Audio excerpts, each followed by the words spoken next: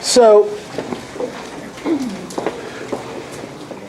has anyone ever heard me say, change something, an activity you're doing, change your life? Have you ever heard me say that? Hello?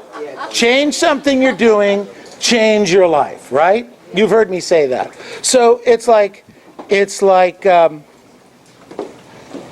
okay, but what am I going to change, Neil? What are we talking about? How is it changing? How is it going to actually quantify itself and make a difference in my life? Are we talking about my getting up a little bit earlier? Are we talking about following up on something? Are we talking about doing a better job with my pre-listing package or my scripts and dialogues?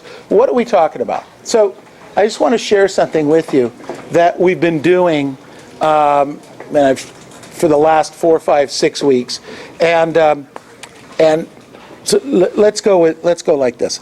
Here's the scenario. You prospect almost every day, right? Say yes. Yes. You're out there either door knocking or phone canvassing. We're not going to have a discussion about which's better. We're just going to be out there doing it. Door knocking or phone canvassing. And when you're door knocking and phone canvassing, and I'm not quite sure why we do this, we'll talk about that in a minute, but what we tend to do is we're looking for that immediate buyer or that immediate listing, right? Yes. Come on. Right. Yes. Absolutely. Absolutely. But what we get are leads about someone who may want to buy or sell in the near future or more distant future. However, what happens is, unless it's a now, what we perceive a now opportunity, we tend not to follow up on those leads. Right, everybody? Yes. So we've proven beyond a shadow of a doubt in the last 4 or 5 weeks that if you will change that, you change that attitude from I need to get immediate now satisfaction with regard to a listing or to a sale. Because I'll challenge you. This was a question I asked this morning one of my coaching clients. Do you actually have a listing or a sale that you can point to, or very many you can point to, that you actually got from that immediate phone call or that immediate door knock? Or did you get a lead or a opportunity where you had to do some follow-up? You had to call back. You had to get some information. They wanted something more. Yes. Most of them are that, right? Most of them are we had to, they asked a question and you had to get back to them. Almost no one signs a contract right there. Interesting. And yet, we expect it. Change that. Work on changing that. So I wrote down here, why do I think the way I do? Because if I could change the way I think, because it has to do with our thinking somehow, if I could somehow identify why I think that way, maybe I could change it slightly, and I could end up with a few more listings and a few more sales. Because we have proven, beyond a shadow of a doubt, that if you will go back to your past to your leads you've generated in the recent past could be within the last 12 months, that you will find business there. Real business that you can sign up pretty quickly. So I wrote down here, so why do I think the way I do? So I wrote down, first one was, it's how my parents raised me. Good, bad, or indifferent. I think that way because that's how I was taught to think. We were taught to want it when? Now. I don't know how my grandkids are going to get past the first grade. This is going to be tough. They want it before now. It's a little cute side story. In our neighborhood, there's a signaling system that when my wife is on her way to Toys R Us, that Toys R Us stock goes up 2 points. They know, and it's like a carrier pigeon thing, and then they all the investors, oh, Debbie's on her way to Toys R Us, let's buy the stock. That's unbelievable. I have 3 houses full of toys. 3 houses full of toys. Crazy. I wrote down here, why do I think this way? My education dramatically affects how I think. How we were educated. Where we were educated. What organizations educated us. I wrote down here, my adult education plays a big part in it. The worst, here's the real estate business. And this is a real problem.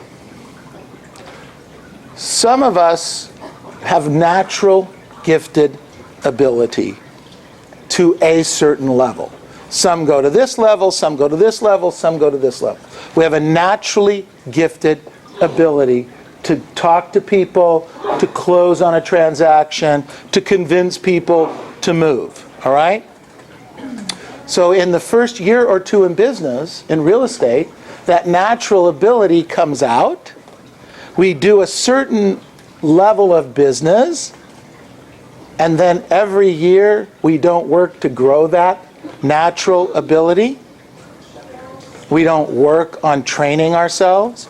We don't work on polishing our skills. And then what happens? That level repeats itself the next year. So sometimes, if you really analyze your business,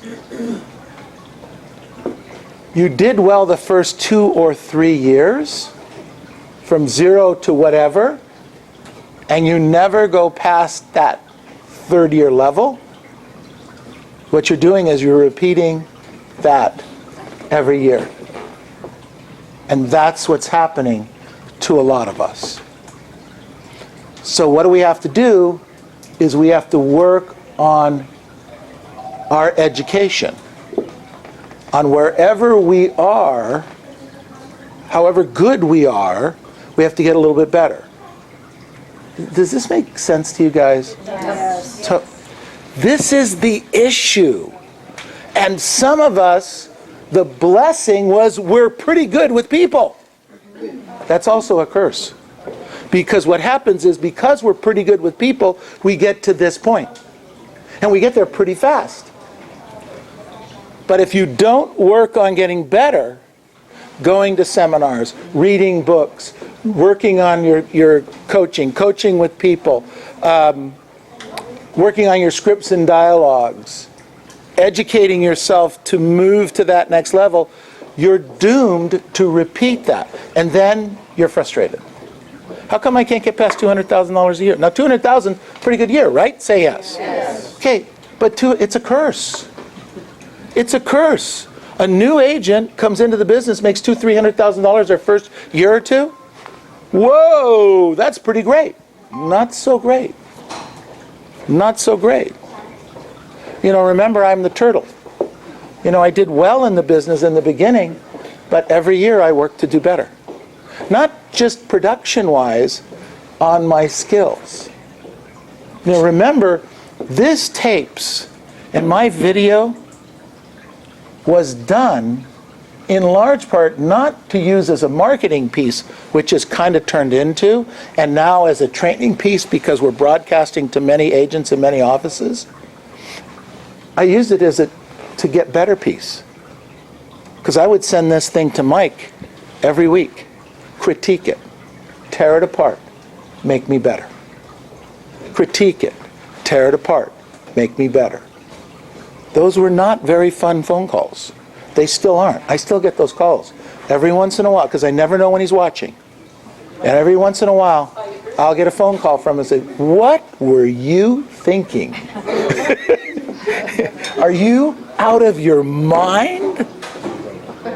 And of course, I go back to 0. And I go into, okay, let's work on this, let's work on this. What do I need to work on? That's what we need to do. So I wrote down here, What do I need to do? What do I have to do to make changes? So let's make a couple of notes here. First of all, read more great inspirational books. Read more great inspirational books. Read more. Read more. Keywords. Read more. Okay? And your reading should not be limited to the books you can win here. And if you don't win a book on a weekly basis, I'll try next week. And if I don't win a book, I don't learn. No. What you might want to do is take a list of all the books, buy them, put them next to your bed, and start working on reading them over time. You know, it's not uncommon for me to have 3 or 4 different books going at any one time. It's whatever subject I'm interested in right now. Sometimes I just don't want to read about, mindset. I don't want to deal with that right now. So I'll go into a skills book or pull out something. I think I use Kindle all the time now, but I don't think it's a really good thing. And can I tell you why? Boy, they're probably watching me now. I'm killing their sales. Here's the problem. Some of my best ideas come from just looking at my library and the titles on the books. Wow. Stephen Covey's 7 Habits of Highly Successful People. Haven't read it for a couple years, pull it down, thumb through it. Oh, what a great idea. I forgot that idea. Can't do that on a Kindle, can you? It's harder. Interesting. So I think you still should buy books. So let's make us personally responsible for keeping Barnes & Noble in business. Beautiful place. I wrote down here, listen to more inspirational and educational tapes. I talked about this morning. There are millions and millions and millions of YouTube videos out there that are free. Absolutely free. And any word you type in. I learned this when I was at one of the seminars a few weeks ago. Again, educational. So what's the greatest search engine, the digital search engine on the planet right now? That's Google, right? What's the second? YouTube. You want to learn something? YouTube it. It's a verb. YouTube it. It's a verb. Isn't that interesting? Totally. Whatever you want to learn. I wanted to work on Salesforce as a software that we're using as a company. And I don't know anything about it. And you can go in, you can find many books on it, but there are thousands of videos for free. Some are good, some are terrible, but on how to use Salesforce and different ways to use it. Just type in Salesforce, Salesforce training, Salesforce whatever. Okay? Interesting stuff. Interesting stuff. When you type in coaching and scripts, you find me, so don't do that. Listen to the tapes. I wrote down here, spend time with people who do more than you do. Sometimes our ego prevents us from doing that. Sometimes our ego prevents us from doing that. I knew a guy years and years ago, very, very successful guy. And I asked him one day, I would ask him for lunch. Every time I met up with him, I'd ask him, let's go to lunch, and he'd do training class. And 95% of the time, he'd say, sure, let's go. Or we'd find something, I'd say, hey, do you have time for dinner? Sure, let's go. So I thought it was my amazing magnetism and my beautiful smile.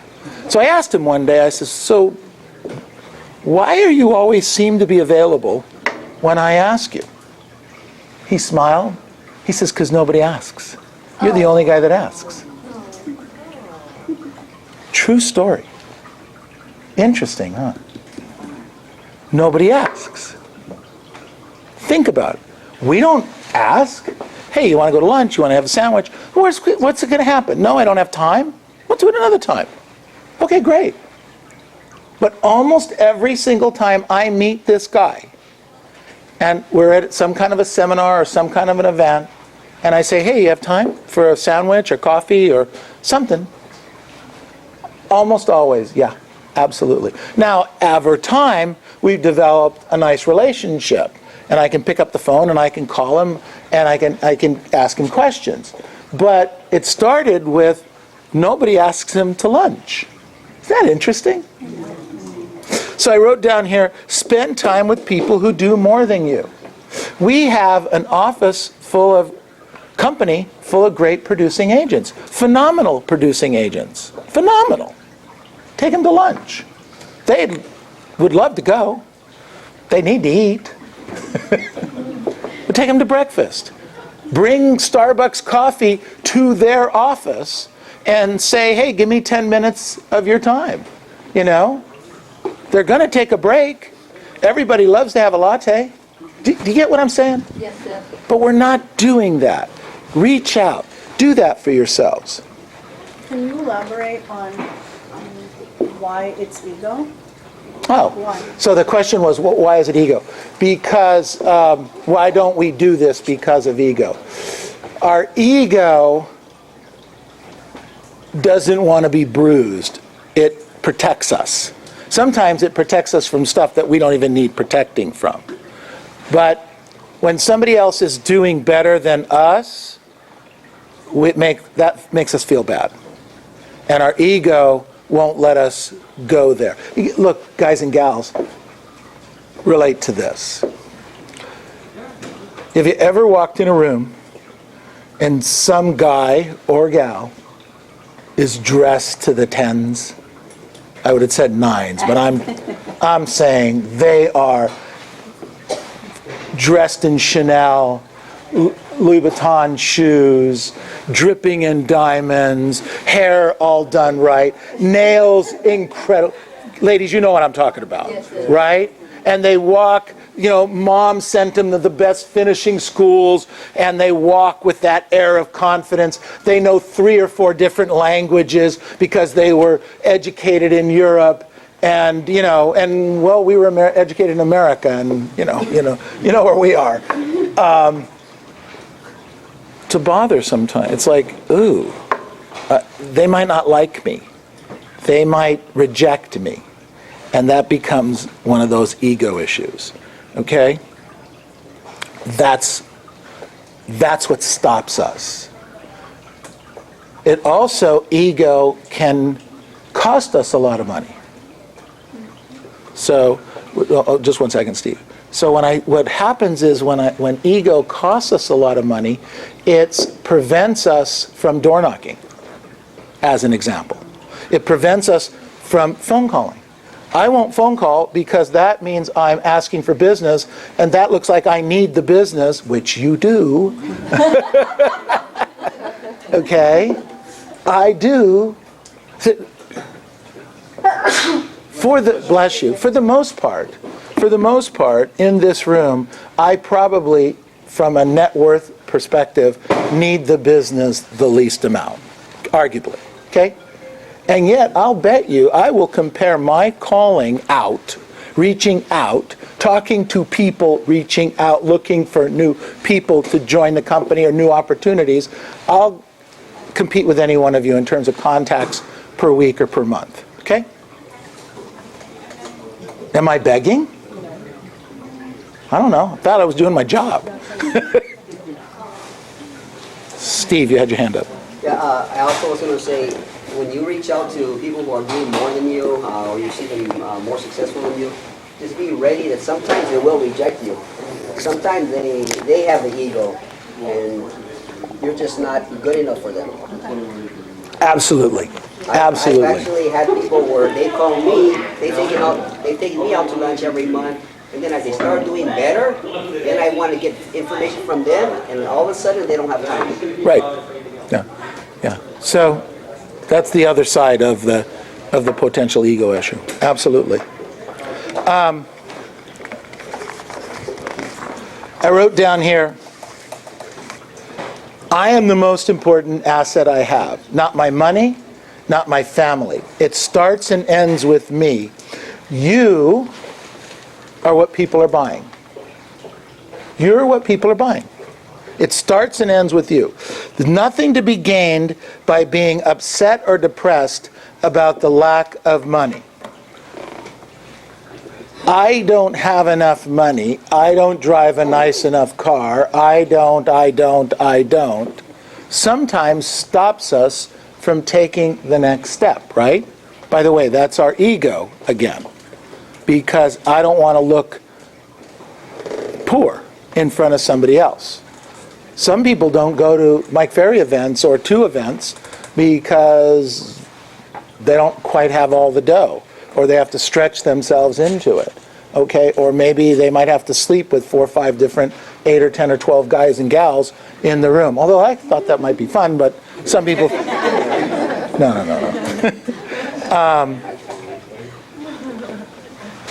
Get over it. Get over it.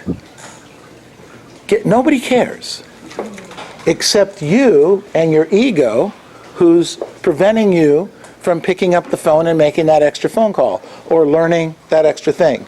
I wrote down here, I can't skip a level of experience or a level of learning. I can't skip a level of experience or a level of learning. Now, the best example of that is mathematics. Okay? Those of you that are engineers or have had higher math to do your work, when you start in mathematics, you usually learn the numbers, and then you learn to add them, and then you learn to subtract, right? You guys with me? And then you learn to do what? What's the next level? Multiply. And then you go into algebra and geometry, calculus and trigonometry. Is that the order? Yeah. But can you do trigonometry without knowing your multiplication tables? No. Can you do that? You can't. You can't miss a level. In real estate, we don't see it that way. But it's identical. If you don't know what to say and how to say it, and you just go out and preview property, then you're just going to fall on your face more times than you should. Or, if you only go out and preview property, and you don't know what to say and how to say it, I did that one, right? Yeah. No, you do. You know what to say and how to say it, but you don't preview property, then what good is that? You can't miss a level going up. Same rule. I can't skip a level of experience or a level of learning. Then I wrote down here, you have to be willing to tell yourself the truth. I have to be able to make a connection between the activities I'm doing and the results I'm getting. Door knocking around an expired will get me leads. Leads, followed up, can get me an appointment. Appointments can get me listings or buyers. And that can get me a paycheck. You guys with me? Yes. That's called connecting the dots. That's connecting the dots. You have to see that activity gets that. If you can't see that door knocking can get you a lead, then don't door knock. Phone canvas. But if you don't see that phone canvassing can get you a lead, we're going to have some problems. Do you get this?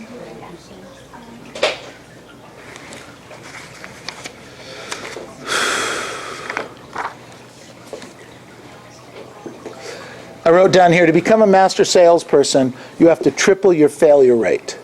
Until you know what does not work, you'll never know what does. And that goes back to ego. Because we don't like to what? Fail. No, we don't like to look bad in front of others. That's what the ego doesn't want us to do. Look bad in front of others. Why is public speaking the #1 fear? Because you're in front of others all the time. Immediately in front of others. So I put myself in front of others. That's a problem, potential problem.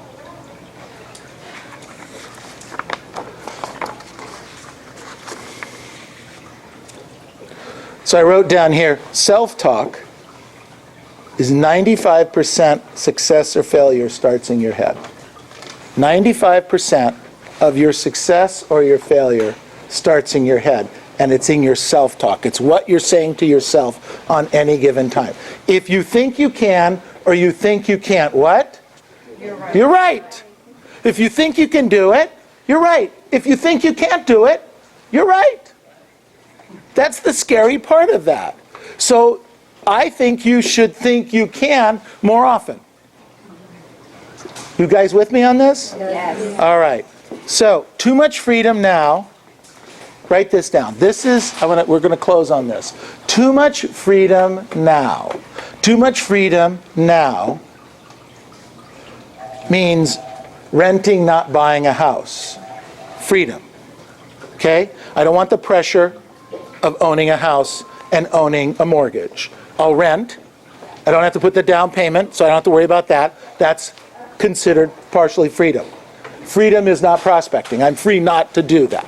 I'm free not to learn my scripts and dialogues. That's freedom. Get it? Too much freedom now is long-term pain and suffering. You're in debt. You don't have the leads. You don't have the follow-up. Then I wrote down here, discipline now. Okay? The opposite of freedom, discipline now, equals freedom later. You put money away. You don't have the debt. You prospect the full amount. You do what you're supposed to do when you're supposed to do it. Does this make sense, you guys? Yes. And my last thought, if you do what others won't do for 5 years, if you do what others won't do for 5 years, you do what others can't for the rest of your life. I am a living example of that. Do what you're supposed to do when you're supposed to do it, and you will see rewards beyond your wildest dreams. Don't do it, and you'll have debt and aggravation. You'll be stuck at whatever level you're stuck at, and you'll just be going constantly on this treadmill of life that's going nowhere. Now, take action today. Take the first step today. Go out there today, and let's make this one of the best weeks we've ever had. Thank you.